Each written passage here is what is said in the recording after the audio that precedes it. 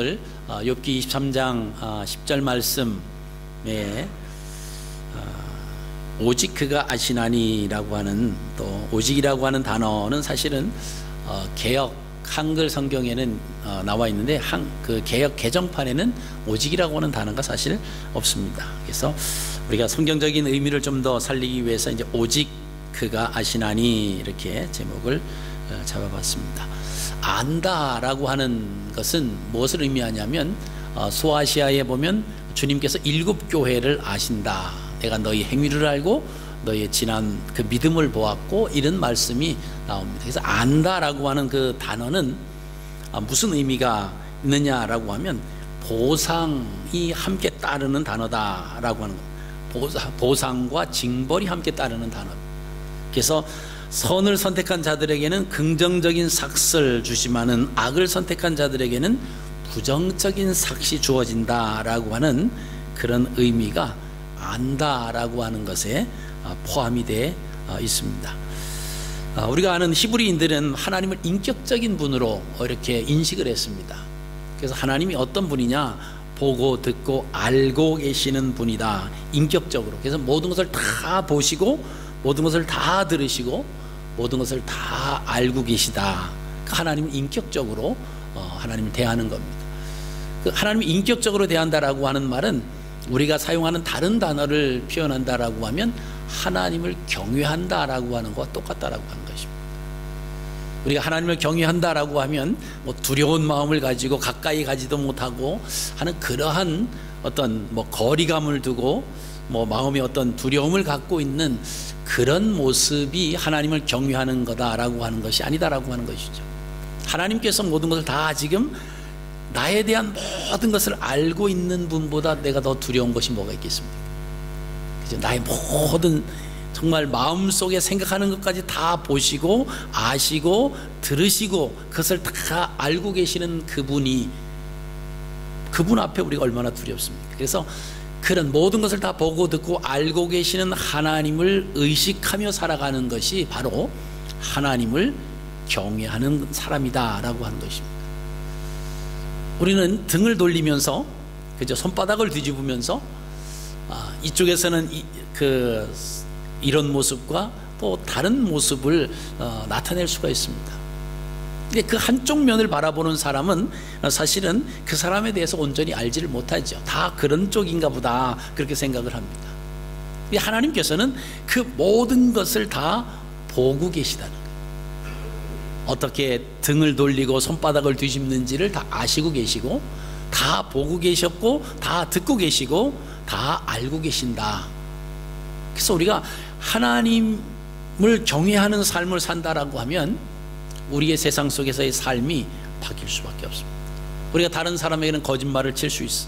거짓말을 해서 나의 유익을 좀 얻으려고 하는 그런 악한 마음이 우리에게 있을 수 있습니다. 또 사람이기 때문에 어떤 상황을 벗어나기 위해서 그런 생각들이, 어둠의 세력들이 자꾸 가져다가 줄 수가 있습니다. 그 이야기를 들으면 그대로 하면 나에게 당장은 유익한 것이 되는 것처럼 여겨질 수 있습니다. 그러나 하나님을 경외하는 사람이라고 하면요, 하나님 이거 다 아시지. 그러면 감히 그 사람에게 거짓말을 행할 수가 없는 거예요. 그 사람이 두려운 것이 아니라 나의 이런 마음 생각조차까지도 다 아시고 계신 분이 하나님이시다라고 하는 것을 우리가 의식한다라고 하면 그럴 수 없다라고 하는 거죠. 우리가 걸음을 거룩하게 걷고 점잖게 걷고 말도 점잖게 하고 옷도 거룩하게 입고 그리고 성경책을 끼고 주님 앞에 천천히 걸어서 나와서 예배 드리는 것이 거룩한 하나님을 경외하는 사람의 모습이 아니다라고 하는 겁니다. 진정으로 우리의 삶 가운데서 하나님이 살아계시고 그 하나님이 모든 것을 보고 듣고 알고 계시는 그 하나님을 인격적으로 내가 고백할 수 있고 그분을 내가 바로 면전에서 대하는 것처럼 그분이 함께 있는 가운데서 내가 이 사람을 만나는 거예요. 그 하나님이 다 보고 계시고 듣고 계시는 가운데서 내가 상대방을 만나고 상대방과 대화를 한다고 여러분 우리가 생각을 하신다라고 하면 우리의 삶은 바뀌어질 수밖에 없습니다. 여러분, 욥이라고 하는 사람을 우리가 너무나 잘 알고 있지 않습니까? 근데 하루아침에 모든 것이 다 무너졌어요. 다시 말하면 하루아침에 한순간에 고난을 당했습니다. 여러분, 사람은요, 고난을 당하면 마음이 약해집니다. 판단력이 흐려져요. 쉽게 무너져 버립니다. 욥의 아내의 상황을 보더라도 우리가 알 수 있습니다. 이런 하나님에 관한 어떤 하나님과 나와의 관계된 그런 신관이 흔들리기 때문에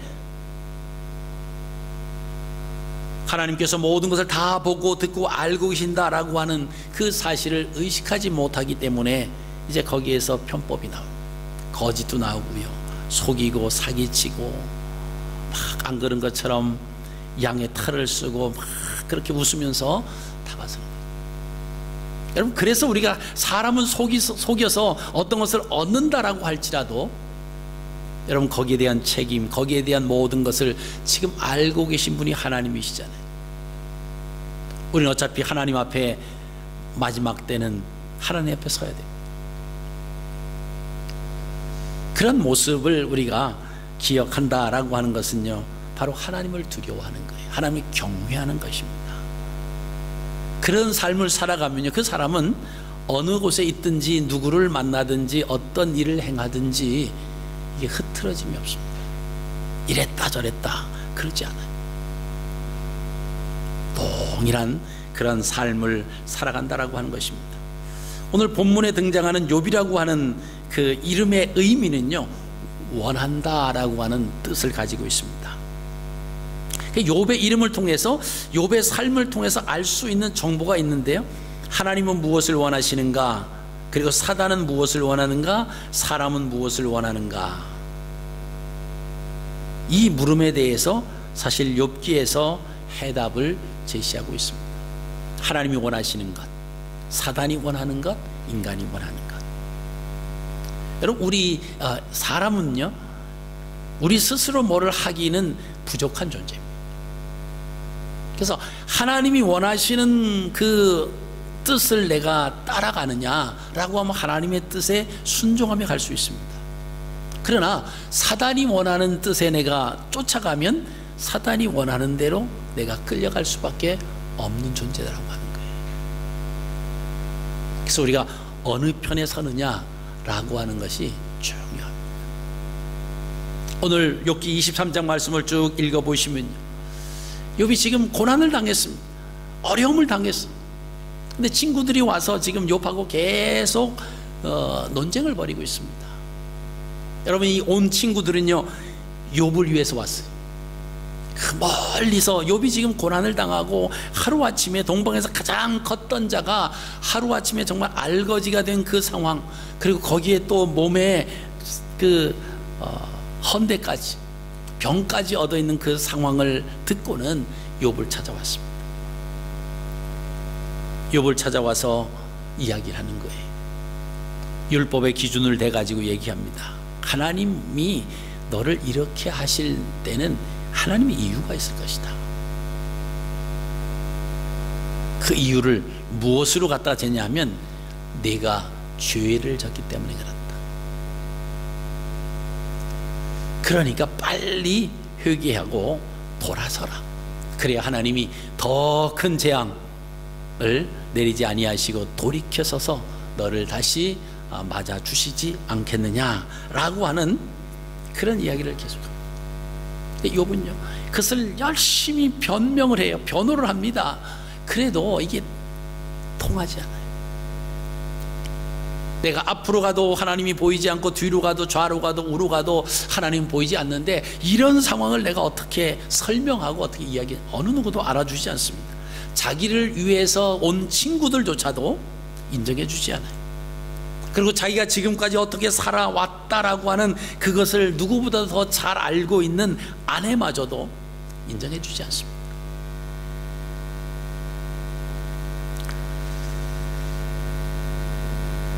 그런 상황에서 오늘 본문 10절 말씀을 욥이 고백하는 거예요. 내가 가는 길을 오직 그가 아신다. 내가 행한 모든 것 다른 사람은 몰라도 그분은 아십니다. 그러니까 친구들이 뭐 계속 이야기를 해도 자기가 가지고 있는 모든 것이 다 없어진다라고 할지라도 이 욥에게는 흔들리지 않는 중심이 있었는데, 그건 뭐냐 하면 내가 행한 모든 것 누가 아세요? 오직 하나님 아신다는 거예요. 사람들은 우리에게 주어진 것이 다 없어지고 형편없는 상황이 되었다고 해서 우리의 믿음까지 다 싸잡아 가지고 우리를 평가할 수 있습니다. 그런데 이 욥은 아무리 그래도, 또 아무리 이야기를 해도 듣지 않지만, 그러나 그 마음속에는 하나님은 아신다라고. 여러분, 우리의 삶 속에서 이러한 우리의 고백이 일어나야 될 줄로 압니다. 오늘 욥의 생각과 말과 삶에 대한 하나님의 평가가 나오는데요, 그 욥기 1장 1절 말씀을 보면 이렇게 표현되어 있습니다. 우수 땅에 욥이라 불리는 사람이 있었는데 그 사람은 온전하고 정직하여 하나님을 경외하며 악에서 떠난 자더라. 자, 하나님께서 욥에 대해서 말씀하시는 이 한 구절에서 욥은 어떤 사람이냐? 그 욥은 온전한 사람이에요. 그 욥은 정직한 사람입니다. 그리고 그 욥은 악에서 떠난 사람이다, 그렇게 표현하고 있습니다. 그뿐만이 아닙니다. 욥기 1장 8절에 하나님께서 사단에게 말씀하시면서 내가 내 종 욥을 주의하여 보았느냐? 그와 같이 온전하고 정직하여 하나님을 경외하며 악에서 떠난 자는 세상에 없느니라. 하나님이 사단에게 이렇게 말씀하시는 거예요. 욥기 2장 3절에서도요, 여호와께서 사단에게 이르시되 내가 내 종 욥을 주의하여 보았느냐? 그와 같이 온전하고 정직하여 하나님을 경외하며 악에서 떠난 자가 세상에 없느니라. 또 이렇게 말씀하세요. 내가 나를 충동하여 까닭 없이 그를 치게 하였어도 그가 온전히 자기의 온전함을 굳게 지켰느니라. 하나님이 지금 사단에게 욥에 대해서 말씀하시는 거예요. 우리가 욥기 1장 말씀을 보시면 그 천상에서 일어나는 그 사건을 우리가 알고 있지 않습니까? 하나님이 사단에게 너 어디를 그렇게 돌아다녔느냐? 뭐 여기저기 돌아다녔습니다. 그랬더니 이제 자랑을 하시는 거예요. 너 그러면 그 욥이라고 하는 사람을 봤느냐? 그 사람은 온전하고 정직하고 하나님을 경외해서, 나를 경외해서 악에서 떠난 사람, 세상에 그런 사람이 없다. 사단도 알고 있었어요. 그때 이 욥이라고 하는 사람이 동방에서 가장 큰 부자라고 그러잖아요. 사단이 하나님께 뭐라고 말합니까? 하나님, 그렇게 잘 되는데 하나님을 거역할 사람이 누가 있습니까? 그러니까 욥이 하나님 앞에 그렇게 보여지는 것은 하나님께서 모든 것을 다 그렇게 허락해 주셨기 때문에, 자녀도 10명이요, 뭐 은금과 소와 뭐 양, 뭐 이런 낙타 이런 것도 뭐 충분하게 뭐 동방에서 가장 큰 자로 세워주셨는데 어느 누가 그거 못하겠습니까? 그러니까 욥이 그러는 것은 이 가지고 있는 것이 충만하니까 그러는 겁니다. 아니다, 그래? 그러면 내가 그것을 한번 없애봐라.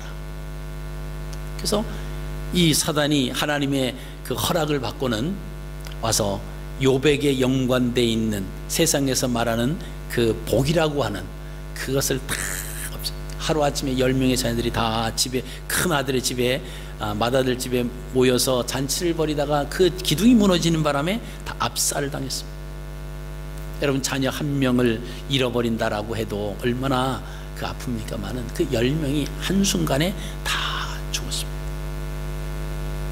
가지고 있던 모든 그런 짐승들이 주변에 있는 나라들이 와가지고 다 빼앗아갔어요. 하루아침에 동방에서 가장 큰 자가 아무것도 없는 정말 알거지 같은 그런 상황이 됐습니다. 그리고 이제 사단과 하나님이 또 대화를 하십니다. 내가 그래 욥을 봤느냐? 욥 그렇지. 봐라, 네가 다 그것을 그렇게 했어도 봐라, 욥은 정직하지 않네. 가지고 있는 것이 없다고 그가 그것 때문에 나에게 잘하고, 그것 때문에 온전하고, 그것 때문에 정직하고, 그것 때문에 악에서 떠난 자가 아니었다. 그러니까 사단이 또 한 얘기 하잖아요. 그래도 건강이 있지 않습니까? 건강한데 다시 시작하면 될 거 아닙니까? 그러니까 만약에 건강이 만약에 없다라고 하면 분명히 욥은 하나님을 배반할 겁니다. 원망할 겁니다. 불평할 겁니다. 그래서 하나님께서 그럼 욥의 생명에는 손을 대지 말고 건강에 또 손을 대도록 허락을 해주셔요. 이 사단이 내려와 가지고 욥에게 악창을 나게 했다고 그럽니다. 머리끝에서 발끝까지 온통 종기가 났어요. 여러분, 종기를 알아본 분은 뭐 아시겠습니다. 얼마나 그 갈이 없습니까? 긁지 말아야 되는데 안 긁어서 장갑을 끼고 막 하다가도 뭐 밤에 자면서 막 종기 하나만 나도 근데 온 머리 정수리에서도 발끝까지 그랬다 그랬어요. 그러니까 이 손 가지고는 안 되고 깨어진 기와 조각 가지고 몸을 긁어도 현찮은 그런 상황에 놓여져 있습니다. 자, 그런 상황에 놓여져 있어도 욥은 입술로 하나님을 원망치 않았습니다. 이게 욥이 가지고 있었던 그 욥의 삶의 중심이에요.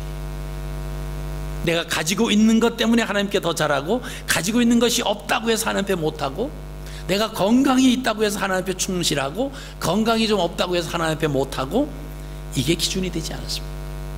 내가 하는 것, 내게 있던 없던, 건강하든 건강하지 못하든 그 중심이 흔들리지 않았어요. 그 이유가 뭡니까?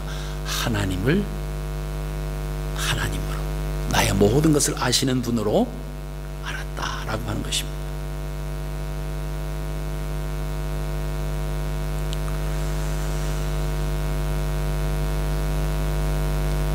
욥이 당한 그 고난이 언제 끝날지 몰랐습니다. 이제 몸까지 그러니까 그의 아내가, 욥기 2장 9절에 보면 그의 아내가 와서 참 그 상황을 보니까 참 그렇잖아요. 요새 김정원 집사님이 병원에 계신데 이순정 집사님이 막 날마다 가서 그냥 가보니까 밥을 해가지고 막 떠먹여주고, 어린아이처럼 막 떠먹여주시고, 막 또 닦아주시고, 막 이제 그러시는 그 이순정 집사님도 힘들어요. 갖지는 못했다라고 우리가 볼 수가 있습니다. 근데 뭐 욥이 뭐 자녀들 생일 지나면 막 한 명대로 다 제단을 쌓고 막 그런데 다 동조를 했던 여인이에요. 근데 아마 욥의 그 아내는 모든 상황이 잘 좋으니까 그냥 남편이 하는 대로 그냥 그게 하나님을 섬기는 것보다 그렇게 아마 신앙생활 하지 않았을까. 근데 이 욥의 아내는 상황 앞에 무너져 내리는 모습을 우리가 봅니다. 이게 뭐냐 이제 동방에서 가장, 여러분 우리가 아시는 것처럼 우리가 올려 살기는 쉬워도요 내려 살기는 어렵잖아요. 그죠? 다 쓰러져가는, 그죠? 그 단칸방에서 살다가, 그죠? 조금 더 나은 상황에서 이렇게 살고 그러면 잘 살아요. 근데 잘 살다가 다 쓰러져가는 단칸방에서 산다, 이 내려오기가 참 힘들다라고 하는 겁니다. 근데 이 욥의 아내가 이 상황 앞에 자기 믿음이 흔들려 버리는 거죠. 아니 하나님이 살아계시면 이러냐? 아니 이런 상황에도 당신의 온전함을 굳게 지키겠느냐? 그래도 하나님이 살아계시냐? 하나님 살아계시면 왜 이렇게 해주겠어? 뭐 이런 말 했겠죠. 그죠? 우리들처럼 힘들고 어려울 때 우리 기준이 막 무너져 내리지 않습니까? 자기가 소중하게 생각하는 것이 어떤 흠집이 생기고 문제가 생기면 우리가 뭐 세상 말로 막 뚜껑이 열린다 그러잖아요. 그래서 부모들이요, 특히 엄마들이 자기 자녀의 문제가 생기면 뚜껑이 열립니다. 그건 교회도 어디도 없습니다. 왜 네가 나를 내 자녀를 뭐 그러느냐 그러면서 뚜껑이 열려버립니다. 중심 잃은 엄마들이, 그렇죠? 자기 자녀인 것처럼 물론 잘 돌봐야 됩니다. 그러나 우리가 분명히 생각하셔야 될 것은 우리의 것은 아무것도 없어요. 우리는 그냥 좋은 청지기의 역할을 잘 감당해야 됩니다. 중심을 잃어버리고 막 뚜껑이 열려서 보이는 것 없이 막 정말 안 볼 사람처럼 대들고 싸우고 그러고 나면 그 다음 주에 둘 중에 하나 못 나오는 거예요. 그죠? 자녀들이 커가면서 그죠? 뭐 싸우기도 하고, 뭐 힘센 애들한테 터지기도 하고, 뭐 또 작은 애가 한 대 줘박아서 큰 애가 울기도 하고, 뭐 일어날 수 있는 거죠. 그죠? 그래서 뭐 다치면 또 그래서 병원에 있는 거 아닙니까? 가서 또 치료하고 또 주의 주고. 이미 다쳤는데 뭐 부모가 뒤집어진다고 무슨 일이 벌어지겠습니까? 그게 좀 진정을 못하는 거예요. 그래서 우리가 이 욥의 아내를 보면서 욥의 아내의 그 말을 보니까 욥이 얼마나 하나님을 기쁘시게 하는 삶을 살았는가가 그 욥의 아내의 말 속에서도 그게 나오는 거예요.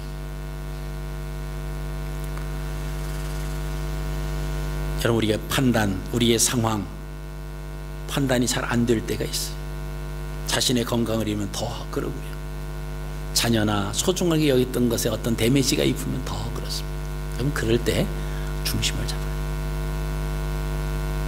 그럴 때 중심을 잡지 못하면요, 일 벌려놓고 그 수습하려고 하면, 그죠?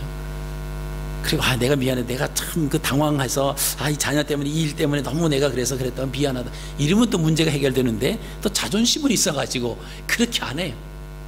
그리고 꼴보기 싫다 그러고 서로 블레임하고 뭐 그러다가 이제 뭐 서로 안 보는 거죠. 그래, 누구 때문에 교회 안 나간다, 뭐 안 나간다. 정말 유치한, 그죠?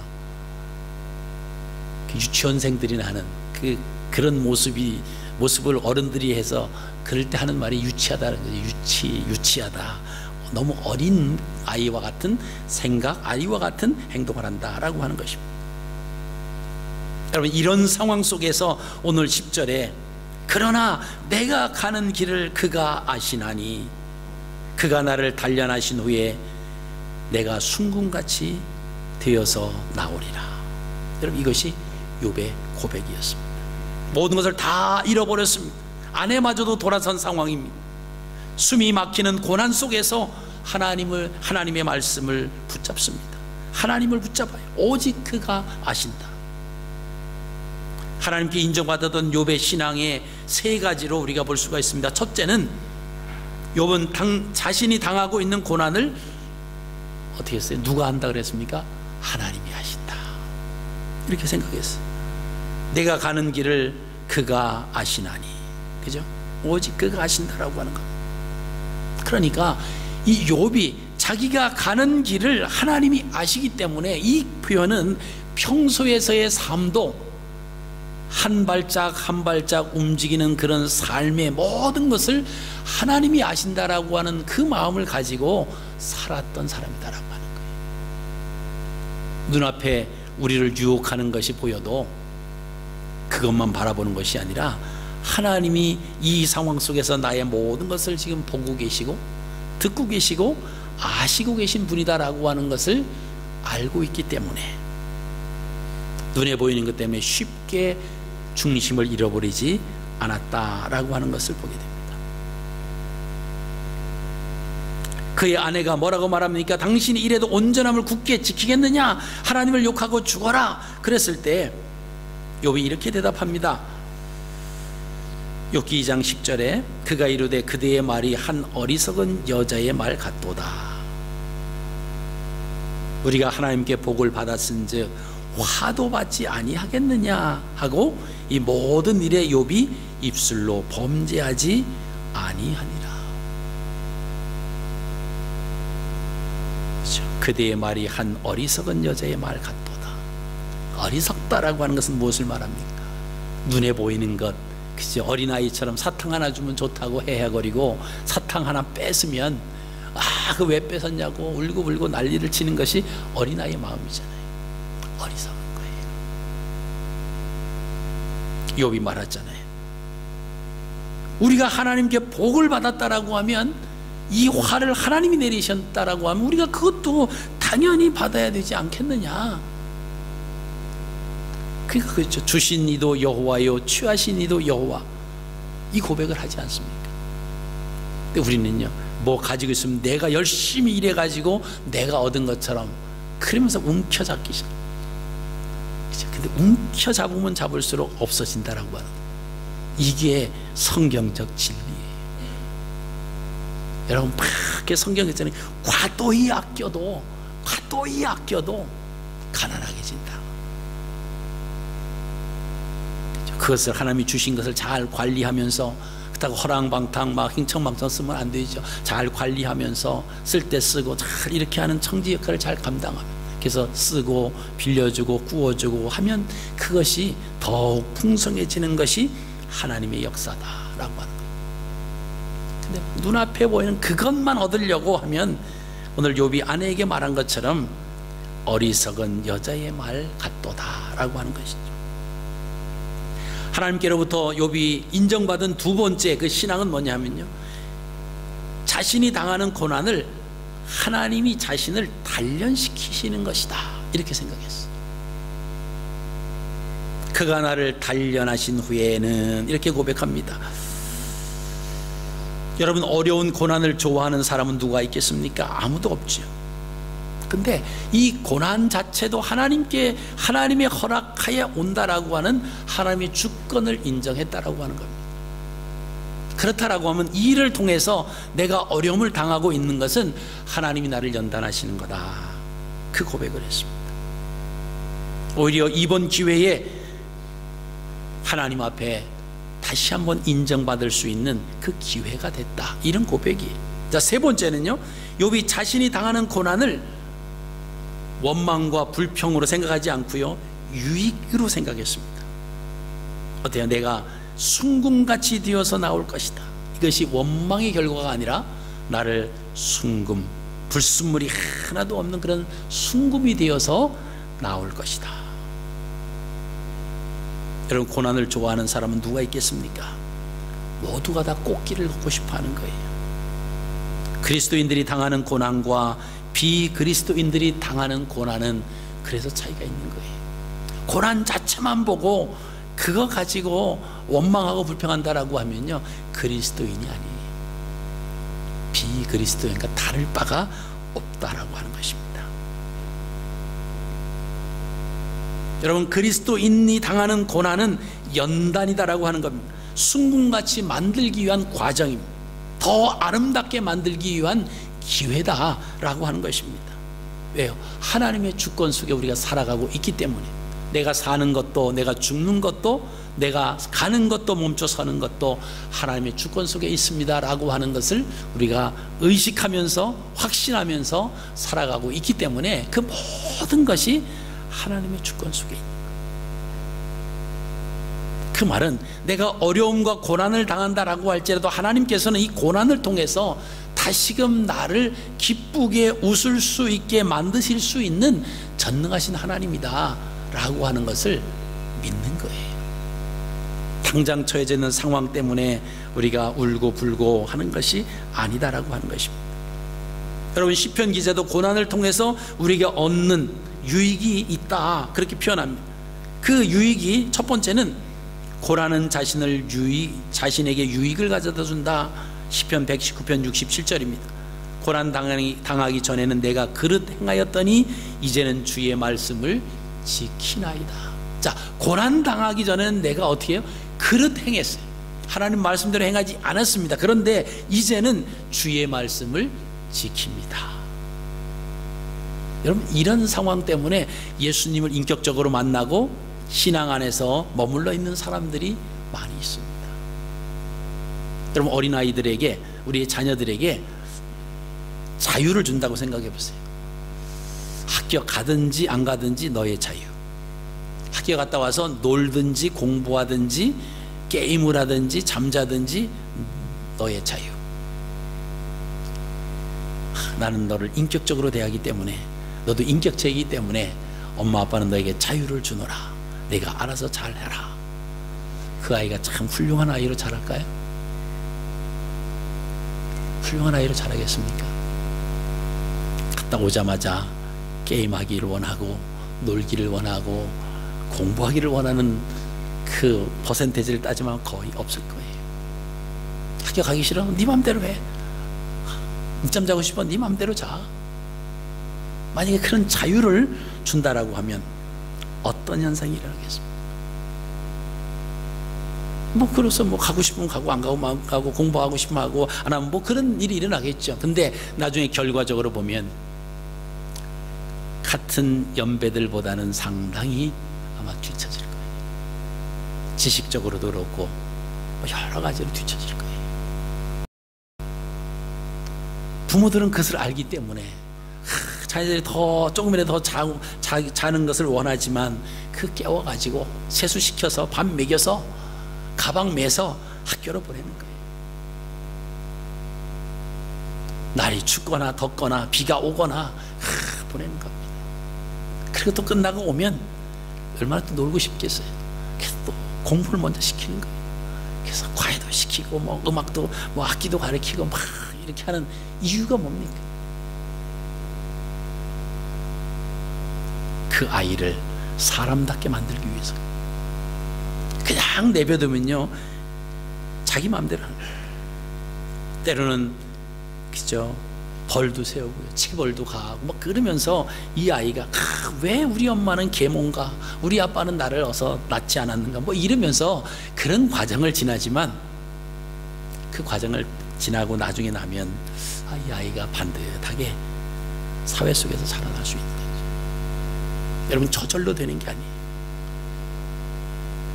저 아이는 왜 저렇게 반듯하고 이 아이는 왜 저렇게 잘못됐을까?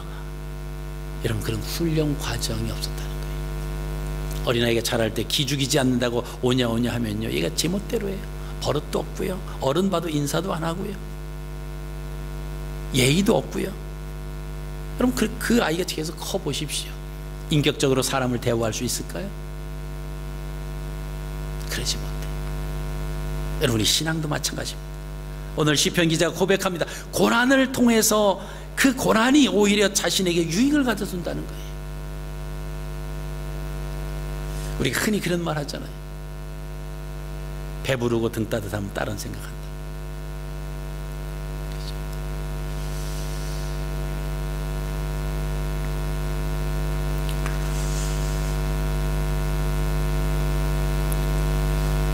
어제 또 토요일이고 그래서 오늘 파더스데이잖아요. 그렇죠? 그래서 우리 집에서 좀 파더스데이니까 아마 제가 생전 처음 챙겨주는 것 같아요. 점심을 먹으러 가자 그래. 점심을 먹으러 가는데 식당 주변에 이제 차를 세울 데가 없어서 멀리 가서 세우고 식당을 이제 한참 걸어서 가서 밥을 먹었어. 밥을 먹고 이제 또 올라가서 차까지 가야 되잖아요. 차까지 가는데 밥 먹으러 갈 때는 가깝게 보이고 뭐 전혀 그렇지 않더니 밥 먹고 나니까 이게 왜 이렇게 뭐냐. 누군가 그러더라고요.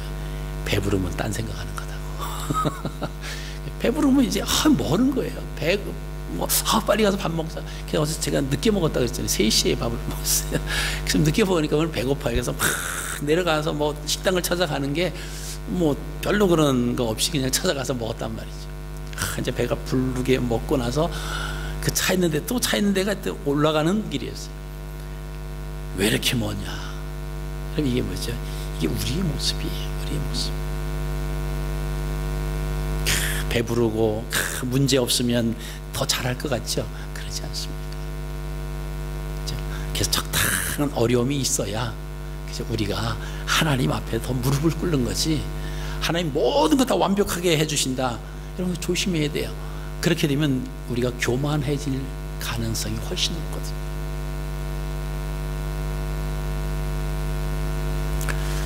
자, 그 고난을 통해서요, 두 번째는 주님의 말씀을 배우게 되었다. 시편 기자는 그렇게 고백합니다.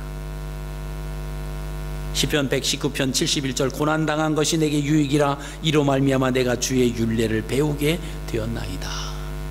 배우는 거예요. 고난 때문에. 세 번째는요, 그 고난을 통해서 주의 율법이, 주의 말씀이 천만금보다 귀합니다 라고 하는 것을 깨달았다는 거예요.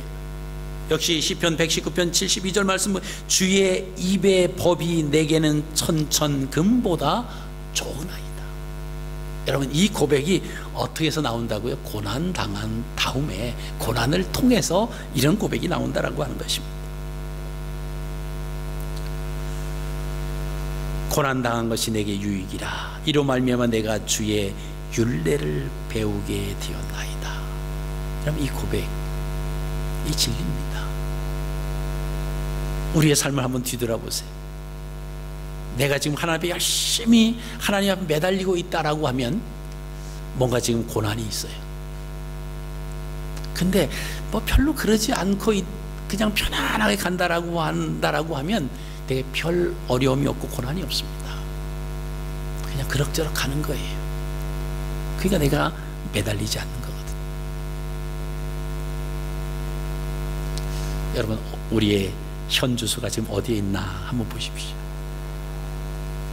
욥은요, 어떠한 상황이 당해도 자기에게 정말 아무것도 부족함이 없을 정도로 충분함을 채워졌을지라도 중심은 흔들리지 않았어요. 그리고 모든 것이 다 욥을 떠났다라고 할지라도 중심은 흔들리지 않았습니다. 그 이유가 뭐죠? 나의 모든 것을 하나님이 아신다는 거예요. 오직 하나님은 다 아신다라고 합니다.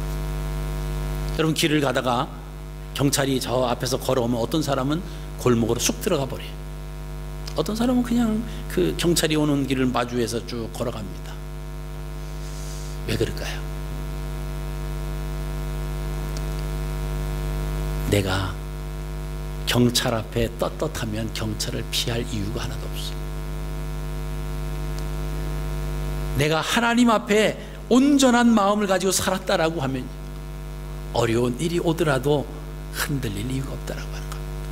사람들이 뭐라고 얘기해도 그것을 내가 귀담아 들을 이유가 없어요. 야, 저 사람 뭐 예수님 잘 믿는 것 같더니 뭐 암에 걸렸다며, 예수님 잘 믿는 것 같더니 저렇게 됐다며. 사람들은 그럴 수 있어요. 왜? 눈에 보이는 것 가지고 판단하니까.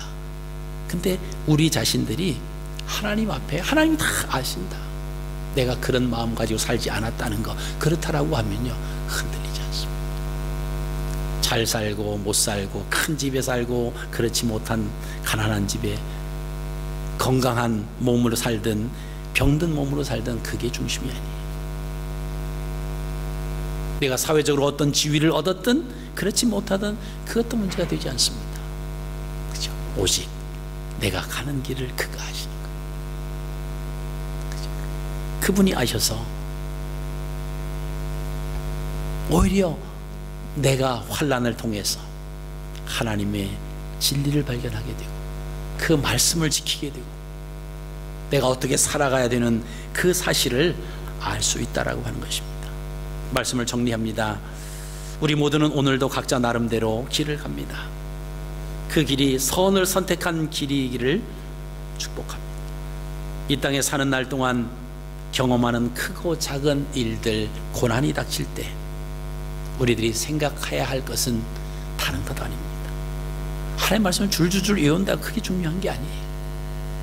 어떠한 일이 닥쳐도 욥처럼 하나님은 나의 모든 것을 다 보고 다 듣고 다 아시고 계시는 분이다 라고 하는 그 말씀을 가지고 있으면요, 위로가 돼요.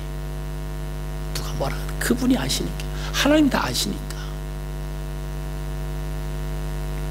여러분, 그럴 때 우리가 고난도 견딜 수 있고 이겨낼 수가 있습니다. 고난을 당하는 그 순간도 결코 혼자가 아니라고 하는 것을 욥은 고백하는 거예요. 나의 가는 이 길을 오직 주님 아시다. 내가 앞으로 가도 뒤로 가도 좌우로 가도 하나님은 보이지 않는 것 같아요. 그러나 그분은 다 지금 나와 함께 모든 것을 보고 듣고 알고 계시는 그분 앞에서 내가 서 있습니다. 여러분, 이 고백을 행하는 겁니다. 욥은 자신이 당하는 고난을 하나님이 다 알고 계신다라고 하는 것을 생각했기 때문에 그에게 하나님을 향한 감사, 찬송이 고백할 수 있어요. 하나님이 원하시는 생각과 말과 행동을 할 수 있었다라고 하는 것입니다. 원망이나 불평을 하지 않았습니다. 입술로 범죄하지 않았습니다. 사탄이 원하는 생각과 말과 행동을 하지 않을 수 있는 그 힘이 어디서 나냐? 하나님을 하나님으로, 오직 그분이 아십니다. 오직 하나님이 나의 모든 생각, 말하는 것, 행동하는 것 다 아시고 다 들으시고 그분이 다 보고 계십니다. 여러분, 이 마음 때문에 욥은 어떤 상황에서 흔들리지 않았어요. 결국 그의 고백과 그의 믿음대로 욥기 42장에 가면요, 하나님께서 이전에 있었던 그 세상적인 그 기준에 갑절의 복을 내려주시는 것을 봅니다. 이게 하나님의 역사예요. 여러분, 세상에 눈에 보이는 것 따라가지 마시고 하나님 앞에 정직하십시오. 하나님 앞에 순전하시고 악에서 떠나서, 그죠? 오직 하나님을 기쁘시게 하는 저와 여러분들의 삶이 되시기를 주님의 이름으로 축복합니다.